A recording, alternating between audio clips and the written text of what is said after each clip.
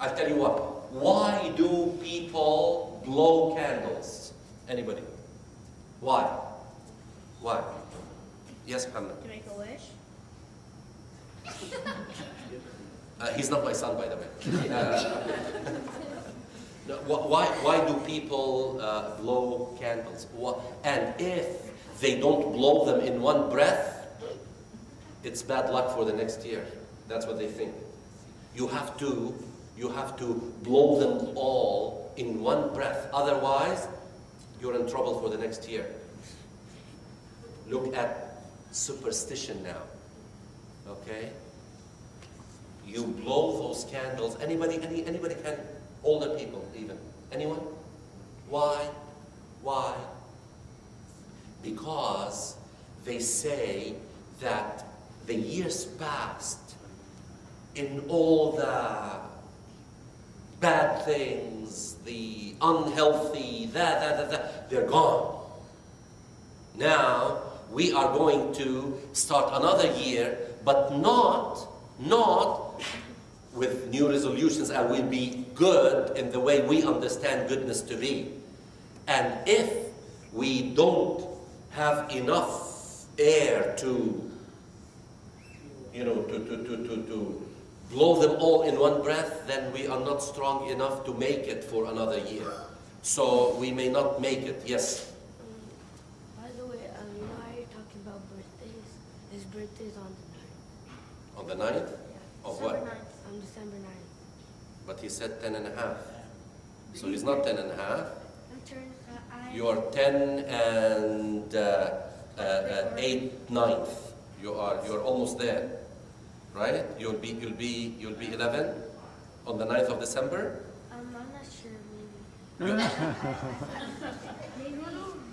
I'm pretty sure. Okay, so let me summarize. Let me summarize. Nothing wrong eating hamburger, but it has to be good. Nothing wrong celebrating birthday, but not following blindly what others do, because others have their own culture. You can have your friends to really, play. And by the way, it doesn't have to be right on the 9th of December. It's the spirit. If it is, no, it has to be. And there are some people, I heard even Muslims, they say, oh, it's not a good thing to celebrate the birthday on the 7th of December if I am born on the 9th, because it's a bad omen. Muslims, as Prophet Muhammad told us, that Allah likes not superstitious people. Inna Allah la yuhibbul mutatayyirin, which means superstitious. God doesn't like superstitious, doesn't want them to be superstitious, because Allah subhanahu wa ta'ala says 1 + 1 = 2. Okay? So now, yes. Can you give presents on Now I tell you, on Eid al-Fitr, on Eid al-Adha, can you give presents? You know, Rasulullah gave us a general rule. He said, tahadu tahabbu. Exchange presents, you will become closer to each other, which means all the time. So if on the day you become 11 or you become, whatever the case, people come and give you a present, nothing wrong with that. Nothing wrong with that. But if they don't give you a present, say, those people are bad, they didn't give me a present. No. Or, you should allow yourself to have fun. Nothing wrong with having fun. Nothing wrong to say, I'm celebrating. But when it comes to blowing candles and in one breath, and if you don't receive a present, and if you will have a party where you will forget about prayers, and then this is bad. Then you shouldn't celebrate that way. It's the way you celebrate, not if you celebrate. Did you get it? Did you get it? Now, let me start. Okay, by the way, there is a series that we started, and we have been delayed. So I would like now, by the way, my watch's battery died this morning, so I don't have a watch. 11:56.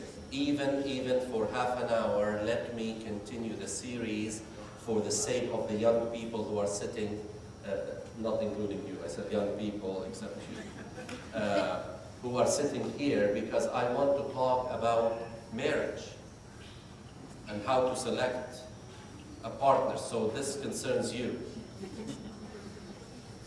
Aren't you getting married soon? You're not getting married soon? You're not? He's a boy. He's a boy. Boys don't get married. But let me tell you something. He whispered in my ear. Oh, I'm sorry. Shall I say it? He whispered and he said, you know, Uncle Munir, can you please tell us about how to select a wife, because I'm getting married soon.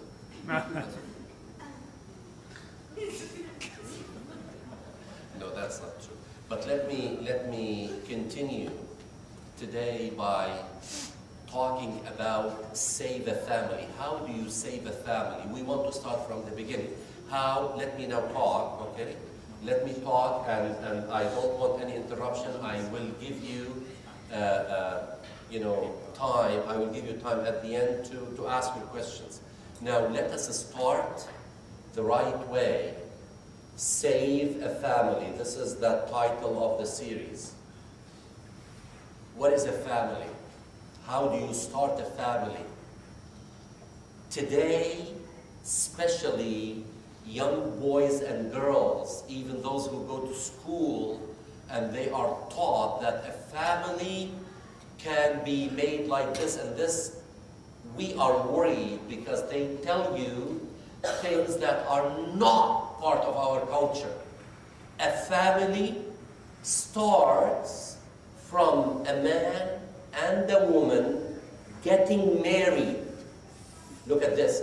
A man and a woman getting married with Allah as the witness, and after they get married, they will have children, or they may not have any children, but still they will make a family through marriage. There's no family that can be formed without marriage. And you would say, but how do families start? They tell us that a man and a woman can choose to live with each other. There's no such thing as live without each other if they are not married. It can't be. Or they tell you, oh, two women can make a family and they can adopt. No, this is not a family. This is wrong. Or two men will adopt children. No, it cannot happen. A family that we want to talk about, and I will talk about the other kinds of coming together, why they are not families. I will talk about that later on. But to start a family, you need a man and a woman, because when Allah subhanahu wa ta'ala wanted to start a family for Adam, who's Adam? The first human being that God created. When God wanted him to start a family, He created for him Hawa. And He didn't say, Adam, Hawa, go start a family. He said, no. As we read in the Quran, Allah says, and we said, Adam, go with your wife. Allah was the one who made them married, who got them married. Allah, this is a big honor. Allah got Adam and Hawa married, and He said, now you can start a family.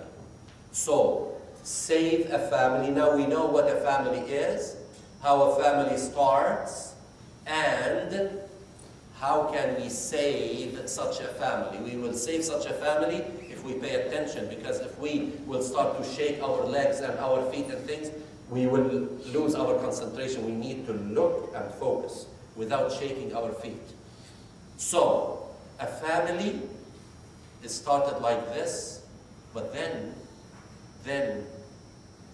do I, as a young man, sit and, you know, any person that I see, I say, okay, I want to marry this person. What do you know about that person? Well, she looks beautiful. Is that why people get married? By the way, let me tell you this. Statistics means numbers. People collect numbers. Statistics show that 83% of all marriages in all cultures, questionnaires were made, people were asked questions, and 83% of people said that they got married because of the looks of the other person. They found somebody who looked attractive to them, they got married.